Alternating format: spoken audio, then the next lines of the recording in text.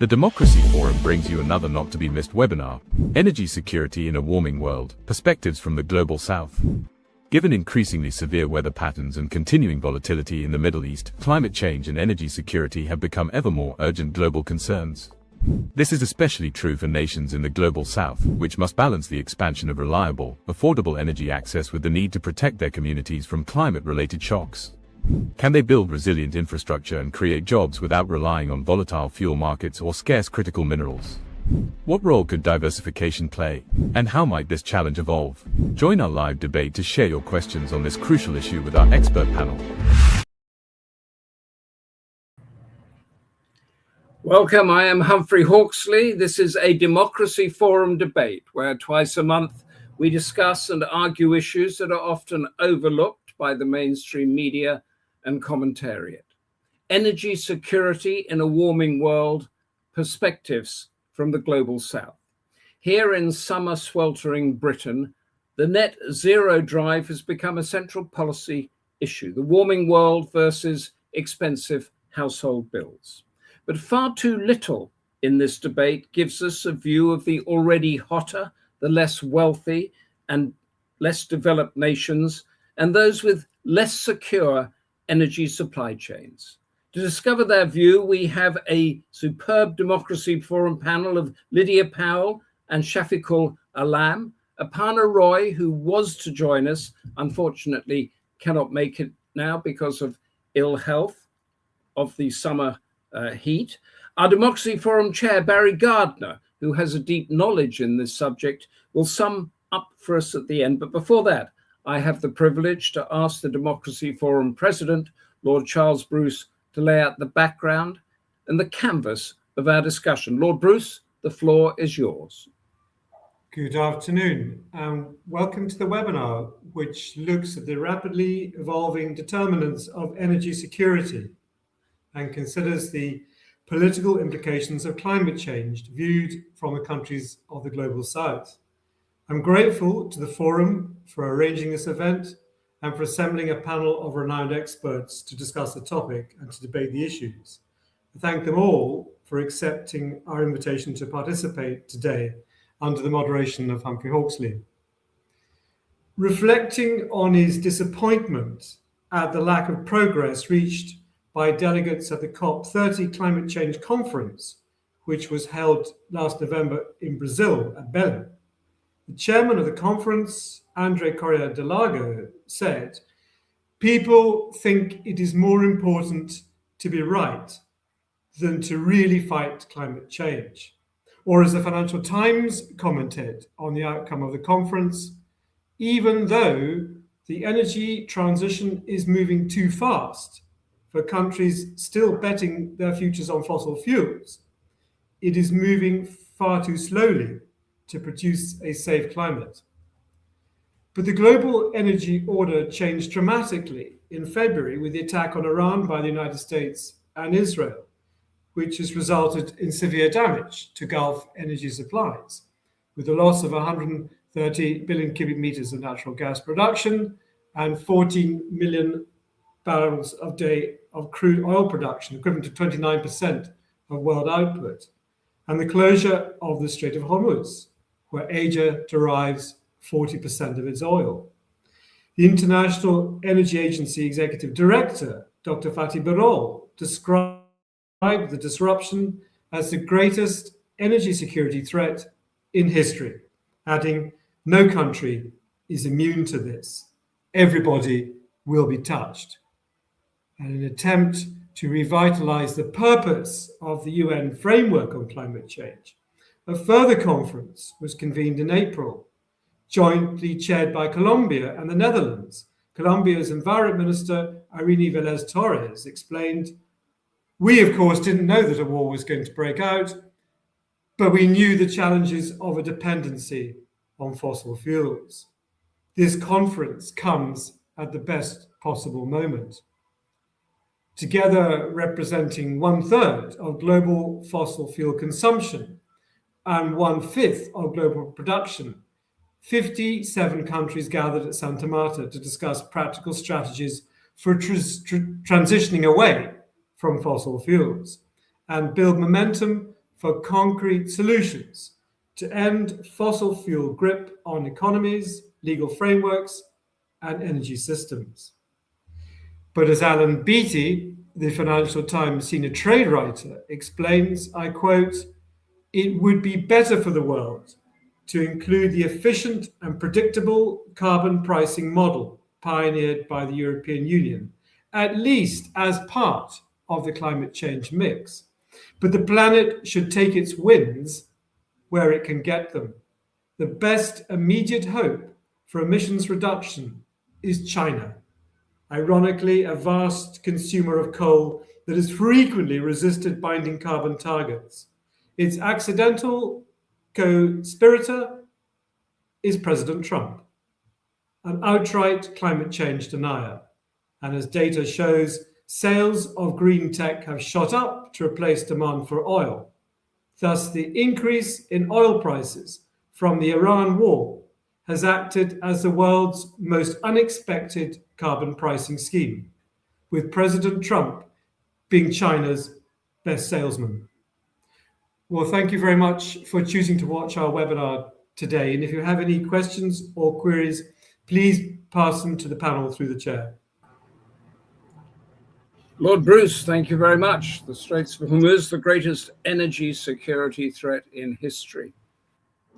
Our first panelist is Lydia Powell, Distinguished Fellow at the Observer Research Foundation Center for Resources Management, whose academic research focuses exactly on energy and climate change, examining links to poverty, securing energy supplies, and when and how this can lead to conflict. She edits the ORF Energy News Monitor and is a frequent contributor to articles on energy policy pricing and regulation. So, the perspective from the Global South, Lydia Powell, what is it? I would just start by saying that I will modify the title slightly, Energy Security in a Warming and Developing World. The reason I say this is about 84% of the global population, which is about 6.7 billion people, with incomes less than 14,000 US dollars per year, are bearing the brunt of climate change, but they have to develop as well. Their energy consumption per person is way below global averages. And so I would say that dealing with global warming, climate change, through energy transition cannot mean transition away from development. The global north, which I just mentioned, is only 16% of the population, about 1.6 billion people. They have an abundant energy system, and all they have to do is optimize their existing system, which means mainly a qualitative change. For the global south, the energy system is still being built, and they are told that they should build it differently, though nobody really knows how they should do it. They have to go through a qualitative and quantitative transformation, which is very different from what the global north has to do. I think in this context, one narrative which is somewhat misleading is that clean and green energy is cheaper than traditional energy. I think this message, in a way, holds up the energy transition, in my opinion. None of the past energy transitions were driven by cost competitiveness. The first major transition during the Industrial Revolution in UK, 1500 to 1900, UK shifted from biomass to coal and later gas and oil. It was a quantitative as well as qualitative transition. Actually, the development of technologies at the supply and demand end drove the transition, not cost competitiveness. The second significant transition from 1900s to the present was also a quantitative and qualitative energy transition, shift from coal to oil and gas, development of steam engines, internal combustion engines, electric motors drove the quantitative changes in supply and relative shares of fossil fuels. Share of oil and gas increased at the expense of coal. So it was not the scarcity of coal that led to the introduction of more expensive oil. It was the technological shifts at the demand end, with consumers wanting convenient and clean energy for car, radios, televisions, and so on, that drove the shift from refined petroleum to grid-based energy forms, that is electricity mainly and natural gas. So actually the cost to consumers was above those of alternatives. So I would stop here saying that um, rather than trying to spread the narrative that clean energy is cheaper, at the generation end it is cheaper, but at the system level it's more expensive, which makes the qualitative transition for the global south very difficult. And so different financing mechanisms have to be developed, and this should be taken into consideration when narratives on energy transition for a warming and developing world are promoted. Thank you. Lydia Powell, thank you very much for that fascinating point. We're talking about energy security in the title. Just talk about energy insecurity. To what extent is that a big issue? I would talk about energy insecurity at the national level and also at the household level. At the national level, energy insecurity can be handled by increasing supplies. I think traditionally in the global south, particularly in India, rationing of fuel was the mechanism that was used to cope with energy insecurity. At the household level, energy insecurity, which I interpret as lack of access to modern energy, persists. To give you an example, I think half the households in rural India still use firewood and biomass as fuel for cooking, which is a form of energy insecurity driven by economic circumstances of the household.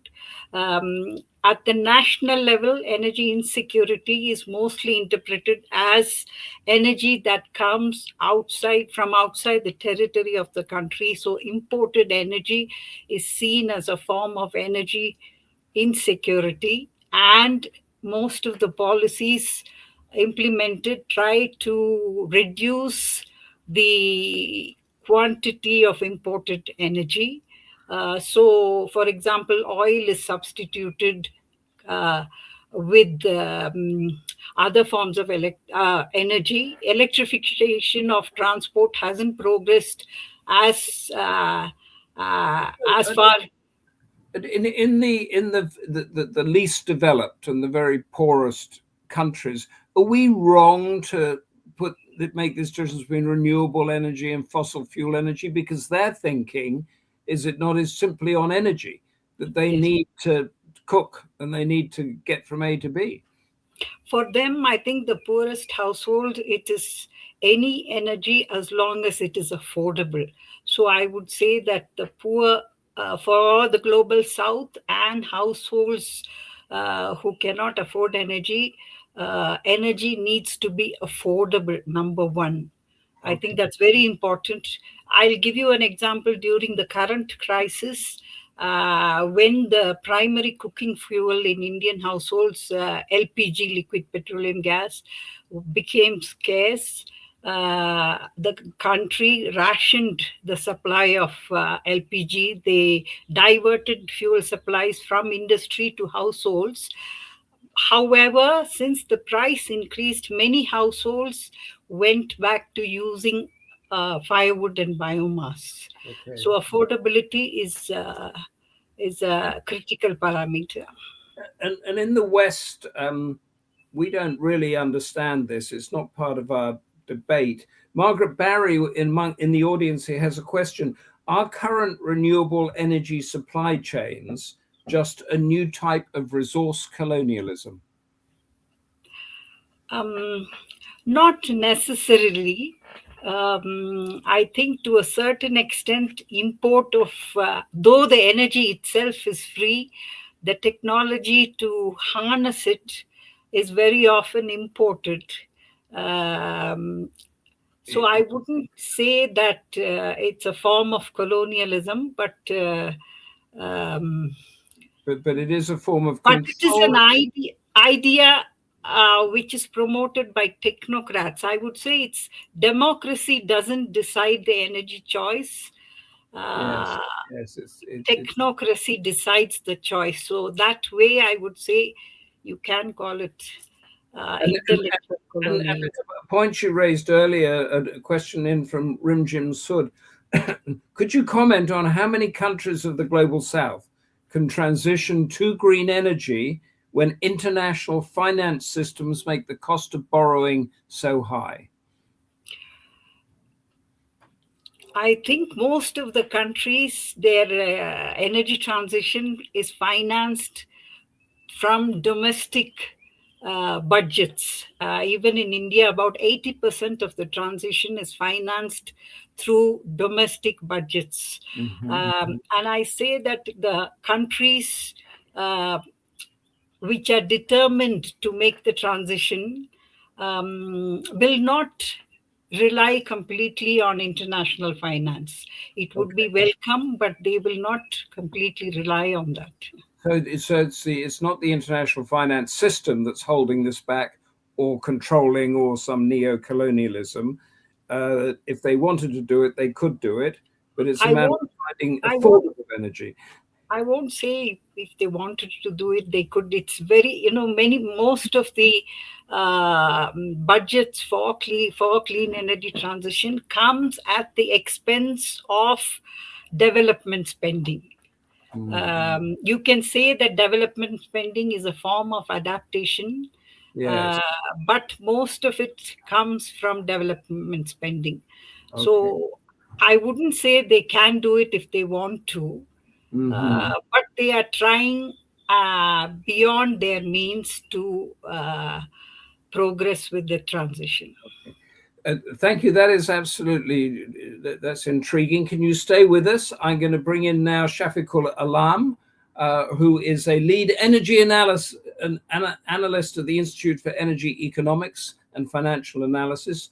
His interests center on renewable energy, energy efficiency, climate finance, and policy instruments that spearhead the clean energy transition. He's a familiar face and name on Asian and international platforms and is the recipient of the International Climate Protection Fellowship from the Alexander von Humboldt Foundation in Germany. So, Shafiqul Alam, global warming and the Global South, give us your argument.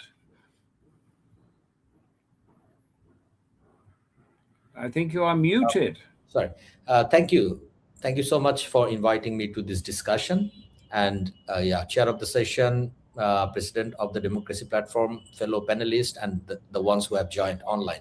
Good morning, good afternoon, and good evening as applicable.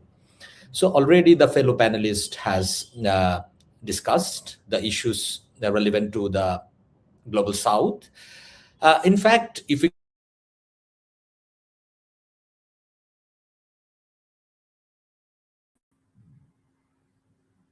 do we have a frozen Shafiqul Alam who was about to put us on tenterhooks as to what he's going to. If we do, we'll go back briefly to Lydia until Lydia, you are with us again. Thank you so much. And I was going to say to you, Shafiqul Alam's got some technical problems. Is just because here in Britain, net zero is a big debate here, and we have deadlines and all sorts of things, and the argument is about our household bills and that. the commentariat here talks about China and India and all these big polluters. How much is that an incorrect or unfair platform of the debate? Definitely, it's an unfair characterization of the global south. I think the stock of emissions in the atmosphere, which is responsible for climate change today, I think India is responsibility is less than 3%. That is historic responsibility. Current energy consumption in India is way below a global average, and the emissions is also way below global average. It is about 1.5 tons per person. It's way below global average. I think the size of the country with 1.4 billion people who consume very little energy adds up to a big total. And I think the quantitative sum is used to portray countries in the global south, especially India, as a big polluter because its coal use is dominant in power generation. About 70 to 75% of power comes from coal. But if you look at coal use per capita, many of the Western countries consume more coal than India per person. American coal consumption per person is higher than that of India. America, in fact, generates more power from coal. If you just take the electricity generated, it's larger than that of India. So, because it consumes so much electricity. But since India's electricity pie is dominated by coal, it is portrayed as a big polluter. Of course, it is number 3, but it's because of the size of the country, not because we consume too much. We actually consume too little for decent living. That is Peter Cornish, who's in the audience, has a question. How do we secure the resilience of energy grids against intensifying climate-driven hazards like floods and I guess heat waves and other things like that? How do you secure the grid? India has so far been very good at handling grid imbalances. Though we have, we do have a national level grid, there are a lot of complications, weather related, climate related, and we haven't had so many collapses that one would expect in such a large country. I think one reason for this is though it is interconnected, different parts of the country can operate on different parts of the grid. So decentralized grids can cope with weather-related disturbances much better than a completely integrated grid. Any fault is isolated immediately, and the rest of the country doesn't lose power. So I feel decentralization of the grid, which is probably happening in some places because of decentralized generation, is one form of resilience. If you have village level mini grids, they will be more resilient to weather related disruptions. And outside of China, who we know is forging ahead on renewable energy stuff, is there a global south or developing nation that is pioneering a way on a particular technology or a way forward? Or is it just China? It is mostly China, but there are certain countries whose resource endowment allows them to be to have greener energy systems than some other countries. One example is Brazil. The high share of hydropower and the use of biofuels in transportation has given it a privilege in becoming a greener energy country. There are some other South American countries which have abundant hydropower resources, which can become green much faster than India. India, unfortunately, doesn't have such a large hydropower endowment. So in India sorry to interrupt, but India, unlike China, India is not pioneering new technologies into renewable energy. I think Bangladesh was beginning to. I don't know where it is on that, but because this means that China is dominating the market, it will have a monopoly. As a producer and exporter of technology, I think China is dominant and it's far ahead of others. But India, as a consumer and user of renewable technology, I think India is doing much better than what one would expect from a country with very low incomes and very scarce resources. So India has a very ambitious target for increasing renewable energy, 500 gigawatts. I think Shafiq is online now, so he would be able to tell you more about that. Thank you so much for giving us even more information, insight, and things to argue about. Shafiqul, thank you so much. You were about to begin. Please begin. No, argument. Did I? I mean, when I was out, I mean, I thought I was here. Right at the beginning, we didn't hear anything. You froze. So start again, and okay. We'll pick you up and push back against you. Off you go. Okay, sorry for that. So the point is, this geopolitics-led disruption. Before this, what happened? This Ukraine-Russia crisis. The discussion was more related to energy transition to spearhead, climate change mitigation and achieve net zero emission. However, following this Ukraine-Russia crisis, followed by Middle East crisis, the discussion is taking shape towards energy security. Of course, this energy security thing was there already prior to this disruption, but it is taking the center stage now. Why it is? This is because a country like Bangladesh, which relies on imports for more than 62% of its primary energy. Because of this Middle East crisis, the LNG cost has significantly increased. So, for example, Bangladesh had to spend additional $1 billion just to secure 3 months LNG, and which is only 1/3 of its total annual gas consumption. So if we consider that, energy security is now ever important. And considering this, the Bangladesh government has drafted new renewable energy strategy document with enhanced ambition. It has set a target of increasing renewable energy share of renewable energy to 20% in its overall generation by 2030, compared to 2%, the current share of 2%.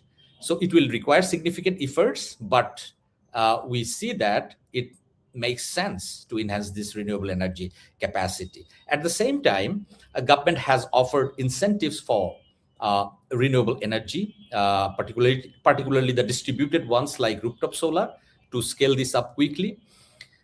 Besides, the government has offered incentives for electric vehicles, charging stations to rapidly electrify the transport system.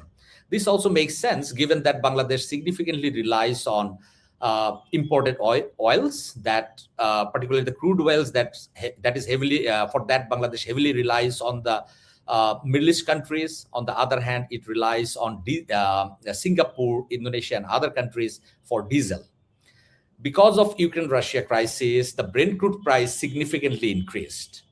After a brief spell of average price of $73, $74 $70 to $73 per barrel, it again increased to $84, $85. That means other products, refined products will be expensive. However, one thing is more important to consider, that diesel is significantly has become significantly expensive, because the diesel market does not follow the price trend of Brent crude. Market is very tight. It has limited flexibility.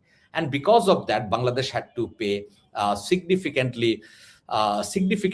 subsidy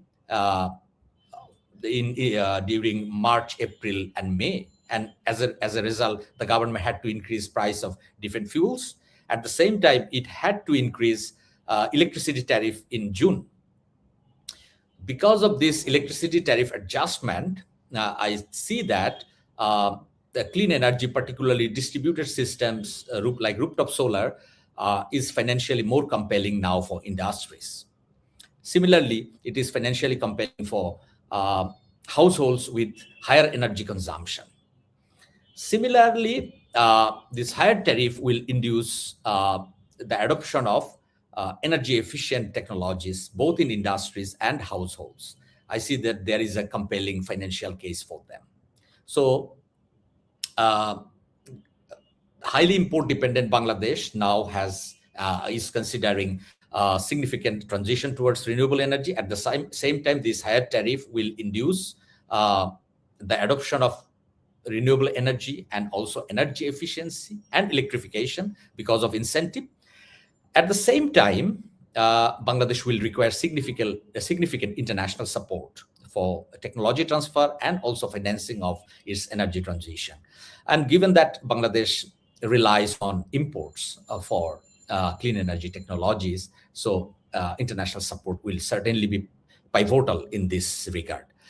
And if we consider the current status, state of financing, international financing or the foreign financing in this energy transition space, I would say MDB's financing is playing an important role in some of the projects. On the other hand, private sector is playing a critical role in particularly these utility scale renewable energy projects and also the rooftop solar projects in industries. Besides, the government is also contributing to this transition. However, since the government has significantly enhanced its ambition to make this to translate this ambition into reality, we will certainly need international financing support. At the same time, if we consider the South Asia region as a whole, so I would see that there is significant potential for regional cooperation. Bangladesh, India, Bhutan, Nepal.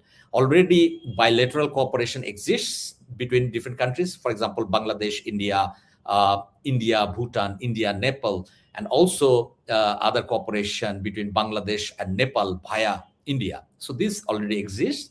And there is also further potential to enhance this cooperation.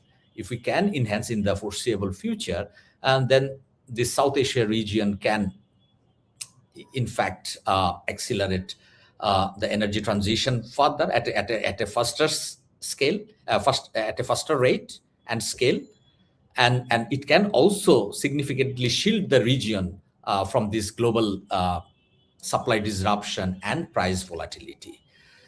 So what I see, I would end with a comment that we need to co-create this energy transition. And also, one thing we need to remember, as the saying goes, the Stone Age did not end because we ran out of stones. Rather, we transitioned to better solutions. Similarly, clean energy and energy efficiency offer the same opportunities for us.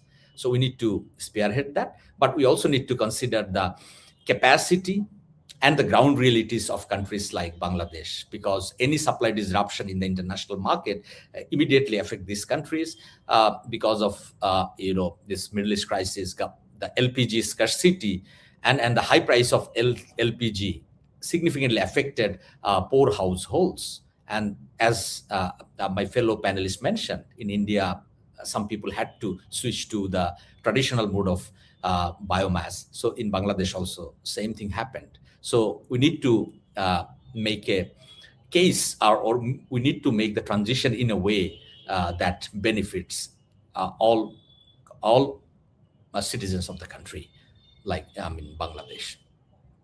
I'll stop there. I think that's very. I mean, but Bangladesh is one of the countries that's cited often on the climate change threat. So, in the national consciousness, for want of a better phrase, is it affordable energy, like Lydia says?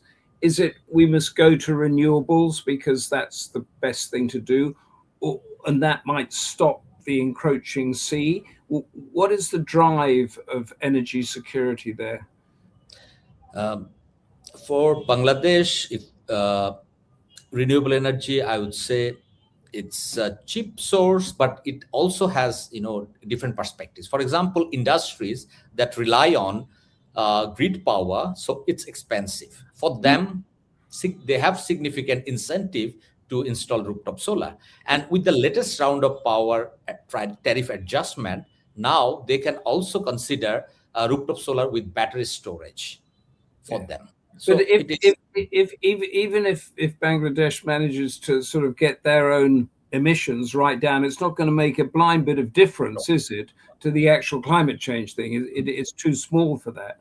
Right. Yeah, that's what at the beginning I said. This for Bangladesh, the more rational is energy security. It's not the climate change mitigation. However, this mitigation initiative will eventually provide financial benefits to the people as well. For example, industries can save money because these export-oriented industries, they also need to remain competitive in the international market.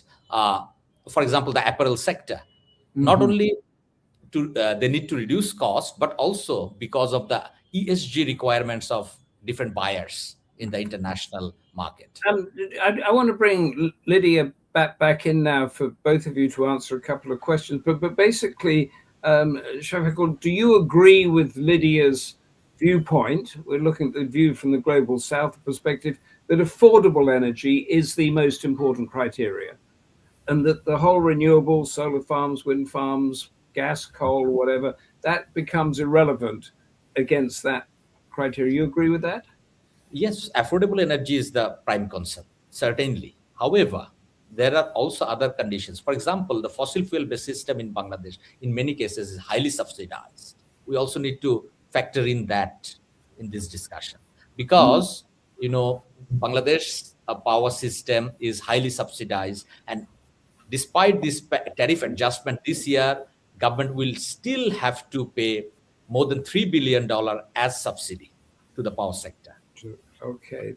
And this is not only the standalone case, because the government increased tariffs 4 times in 2023 and 2024, total 4 times. Even then, government had to pay more than $4 billion in the fiscal year of 2025 as subsidy to the power sector.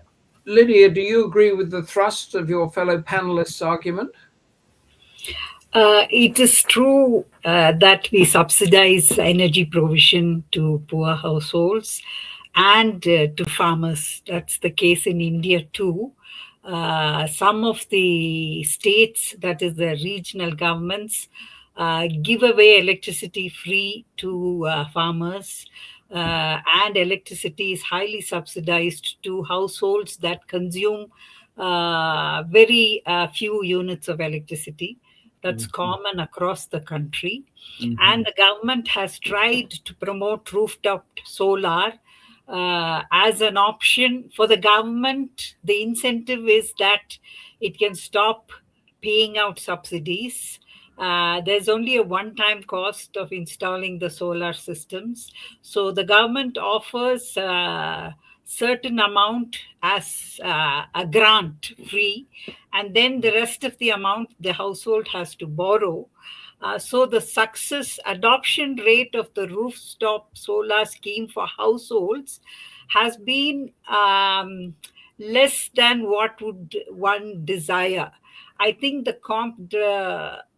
complexity in navigating bank loans makes it very difficult for the household to adopt a decentralized system where his transaction cost, his or her transaction cost in terms of mobilizing the loan, arranging for repairs, installation.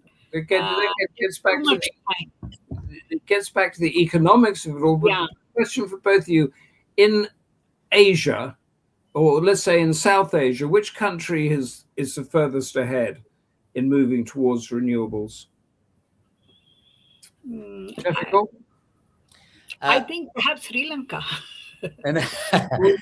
Sorry, Lydia, what was that? Yeah. I would say perhaps Sri Lanka. If you just look at the composition of the energy market, maybe it's Sri Lanka because it's got more hydropower. Okay. Yeah, they have So, hydropower. Shafiqul, you agree with that? I mean, India, Sri Lanka, and Pakistan, almost similar share, I would say. Almost similar share. So what happened, if I say, in India, it's a case of persistent efforts, right? In the last decade and a half, persistent efforts from the government and the private sector and different stakeholders. In Pakistan, what happened, that's what I was trying to argue in my discussion, that more of a security concern. So after the Ukraine-Russia crisis, Pakistan increased the tariff of their electricity perhaps 17, 18 times because of high subsidy burden and high import bills. The government was unable to import fossil fuels. So what the people did, they ultimately installed rooftop solar. So in the last 2 to 3 years, there is a massive boom, a record boom of rooftop solar in Pakistan. So that has increased the share of renewable energy in their overall electricity system. On the other hand, Sri Lanka's system, the demand is less, and also, they have hydro. Altogether, these three countries has almost similar share. Okay. A question I'm going to give one to one of you, one to the other, but pitch in if you want, from Anand Tomar.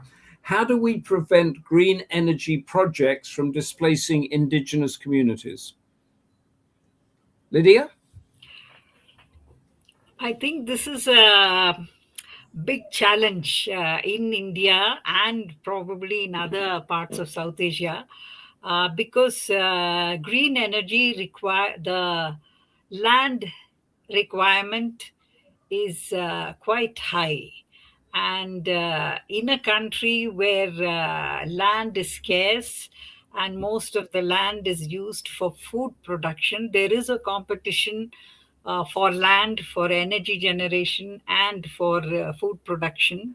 For indigenous communities, I think one option which is being tried in India is to have farmers install solar panels in their agricultural land and become energy entrepreneurs. They start selling energy to the grid. So they mobilize solar energy, and if the solar panels do not interfere with the agricultural practices like irrigation and so on. In fact, solar panels can also contribute towards irrigation. I think this is a model which can prevent green energy from displacing local communities. Shafiqul, you agree with that? Yeah, of course. This is one of the ways, certainly, because Bangladesh is also a land-scarce country and heavily dependent on agriculture. But another option is also government can earmark land where these projects can be implemented, particularly the land that is owned by the government. So that can be earmarked, and then there can also be project can be implemented. And of course, government can significantly encourage this distributed system like rooftop solar. Okay, and one last question to both you. Lydia, you go first, from Ritish S. Nigam. What lessons can be learned from countries that have successfully improved energy resilience in the face of environmental stress? What lessons? Actually, the country that comes to mind immediately is China, because almost all the media outlets and even academic literature is talking about how China managed the energy security crisis so well. But the lessons are there, but it's very hard to replicate. For example, China's industrial policy drove its environmental policy. It became a massive producer of renewable technologies, and so there was demand for renewable technologies from the surplus production. For India to replicate that strategy, China also used other strategies like converting coal into liquid and displacing imported oil. All these are very difficult for a country like India to replicate. I was going to say, China, of course, has made great success, but it's an autocracy, isn't it? So it can do. Shafiqul, do you agree with Lydia that China has forged the way under its autocratic rule? No, that is, I mean, okay. But what I feel, the transition lesson, I think it is country specific. It has its own circumstances, and the country can choose to follow its own path. For example, the Vietnam's transition. So it had its own way, like during the pandemic in 2020 and 2021. So how did it happen? Because of that feed-in tariff. So it triggered that transition. In Pakistan, what happened? There's crisis. This crisis triggered the transition. So I think this can be an example. Bangladesh is now trying to so Pakistan, and I'm bringing in Barry Gardiner now, but so Pakistan and China are the two key examples of the topic of our debate. I'd like now to bring in the chair of Democracy Forum, Barry Gardiner, whose screen is blank, so I'm not sure if Barry is with us. I am here. Can you hear me? I can, Barry. Just to say that for our audience, Barry, you are steeped in this topic, I think, aren't you? So, steeped is a yes, probably the right word. I'm trying to become visual, but it doesn't seem to be happening very much. I'll try once more. No, I don't think so. Perhaps I just use my voice in that case, Humphrey. Use your voice, yes. Look, where do I start here? Let's start where we were ending up with China. China is actually a very good example of the last question, because China is now structurally reducing its emissions. It's believed, it's not absolutely clear, but it's believed that China's emissions probably peaked in 2025. Now that's quite some feat, even though overall one would still consider its NDCs are not on track to achieve the 1.5 as the world has stipulated. Let's maybe start though with two things. One is to say that if you look at the climate change in and of itself as an energy security problem, then you're looking at it only with one eye. You have to look at climate change as both an energy issue and also as an ecological biodiversity issue. And that's where I thought some of the comments that were made about land use and land use change didn't quite hit the mark. I think it's really important to understand that, yes, of course, traditionally, people gather firewood, they cut down forests in order to get cheap cooking oil, get cheap cooking fuel. But there are two forms of affordability here. And you can either pay to transition to a cleaner, greener, more energy efficient and more energy secure world, or you can pay more not to transition. And this is what Mark Carney, who of course is now the Prime Minister in Canada, and who was the Governor of Bank of England prior to that, but who led the global financial world in the Task Force for Climate-related Financial Disclosures used to call the tragedy of the horizon. We're keen to see a return that is quick, but don't realize that actually the cost of what we're doing is incredibly expensive in the long run. The other thing that I would start talking about is the temperature. If you look at the most recent assessment, it would indicate that current policies, that's current global policies, are the equivalent of roughly a 2.6 degree of warming above the historic base. And that's even if every government met its official pledges, its net zero targets, we would still be heading for 2.2 degrees. So well above the 1.5 that the world agreed in Paris. And of course, this is not just a theoretical level that we're aiming for here. The reason that we're looking at that as the significant level is that if you exceed that, then you are putting, because of the heat load, you're putting more stress on your power grids, you're looking at more drought, you're hitting hydropower, you're looking at more storms tearing down transmission lines. Precisely the infrastructure that energy security depends on will become increasingly degraded and destroyed. So the IPCC really, that's the Intergovernmental Panel on Climate Change, has recognized that those impacts and energy insecurity are not separate crises. They actually are totally interconnected.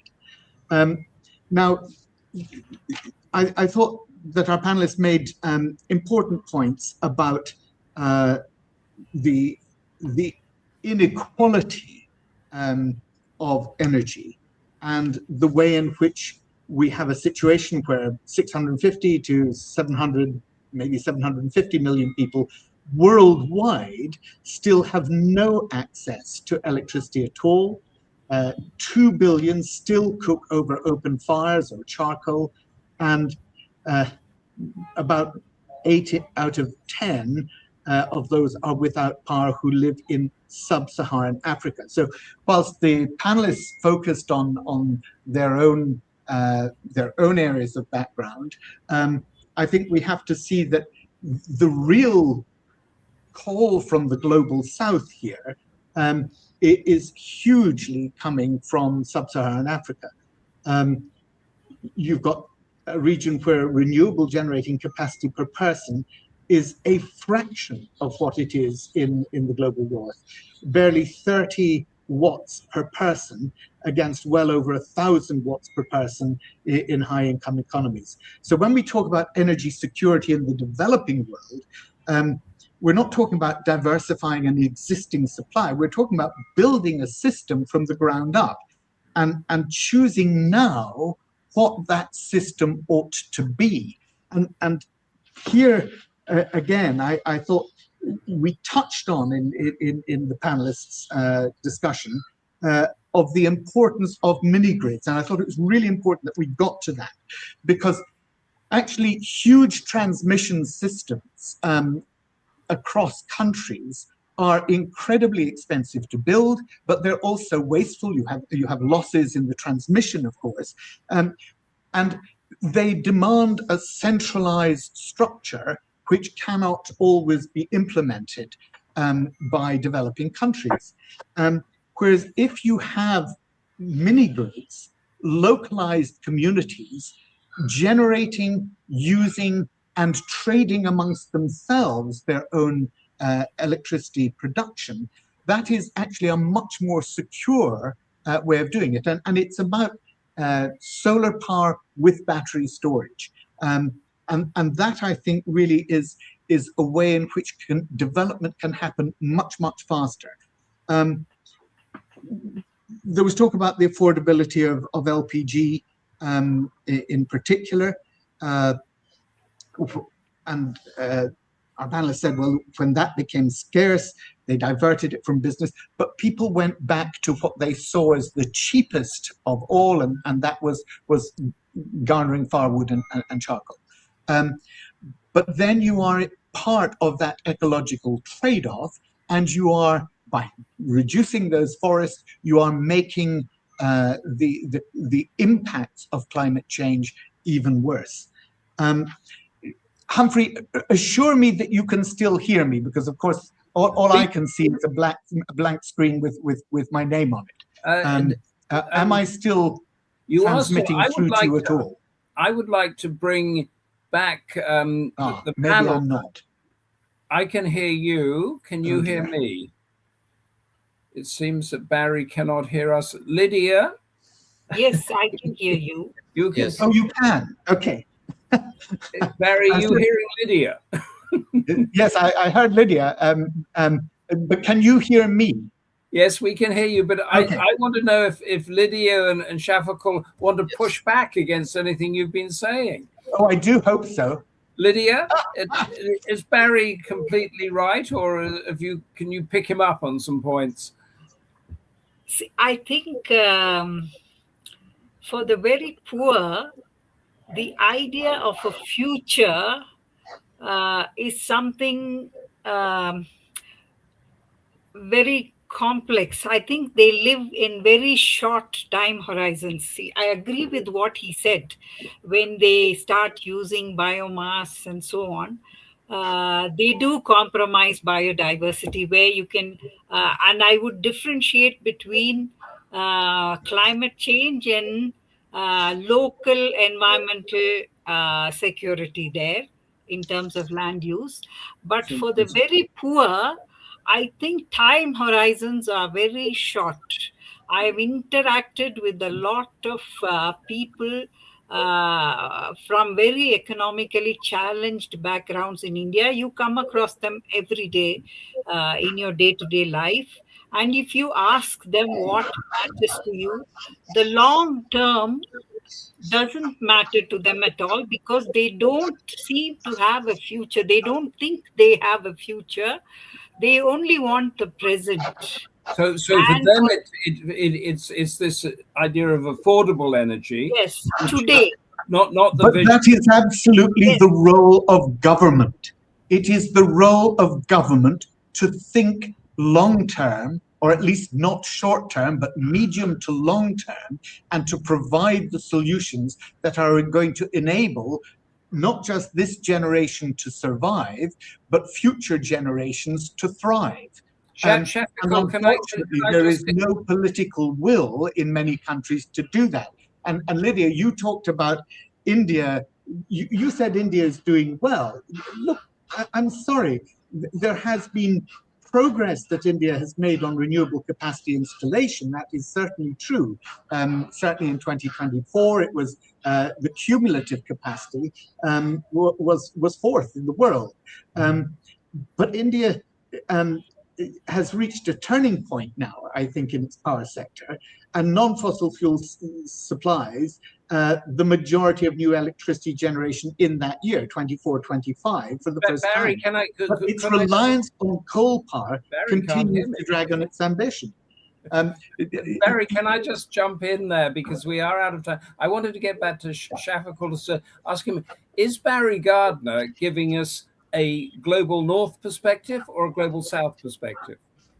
No, it's mixed. I think mixed. One thing I would like to add there on what Lydia mentioned about the short term and long term. For example, the LPG issue, if we consider in Bangladesh, right? The electric cooking is cheaper compared to LPG. But it would be, if so many people all on a sudden transition to or switch to the electric cook stove, then there will be significant pressure on the grid. So the thing is, the government also need to consider this, because given if electricity supply is ensured, uninterrupted electricity supply, people will switch to electric cook stove, and that will be less, emitting as well. But Shafiqul, you will know that there are the clean cooking pots. They use solar. They are self-contained, and families are able to use those, and it saves the women trekking miles to find the firewood, and chopping the trees down and carrying it back. And you know how far and how much of a woman's day, her productive capacity, is used up simply in gathering fuel in so many countries. And yet we have a technology that enables them to capture the solar power and do that cooking for them. No, I agree. We are out of time for a moment. I think we've had a last one, very good. And I just want to go back to Lydia Powell. Just give us one line on the perspective for the global South, energy security in a warming world.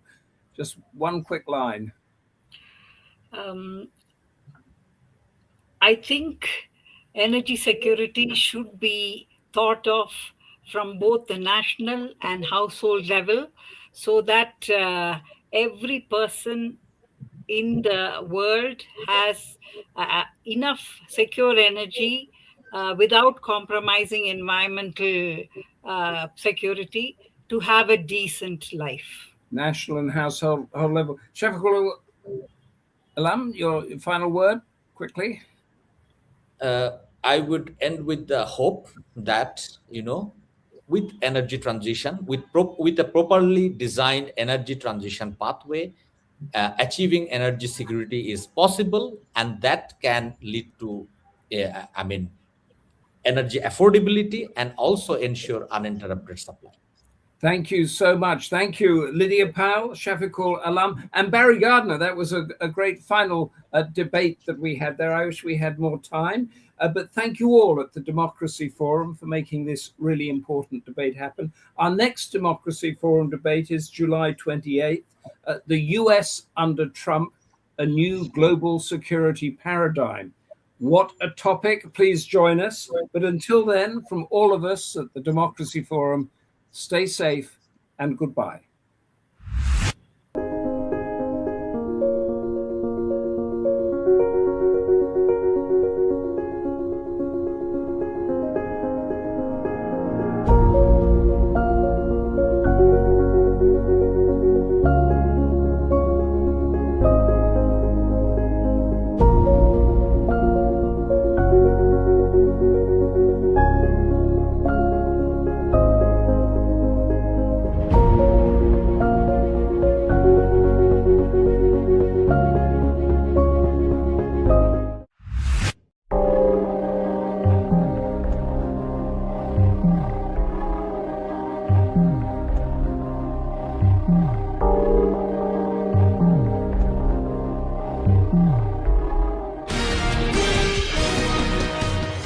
The Democracy Forum is a not-for-profit organisation founded in 2009 under the patronage of Baroness Nicholson of Winterbourne. Its principal goal was to work for the furtherance of democracy, peace and the rule of law in order to counter religious fundamentalism and intolerance in our global communities. In an increasingly fractured world, this goal continues to be the driving force behind all of the Forum's activities. Lord Charles Bruce is the current president of the Forum. Since its inception, the Forum has hosted and co-hosted seminars on a wide variety of topics relating to democracy and human rights across the world. The Democracy Forum encourages academics, students, journalists and other socially and politically conscious people to attend our seminars and to participate in the question and answer session.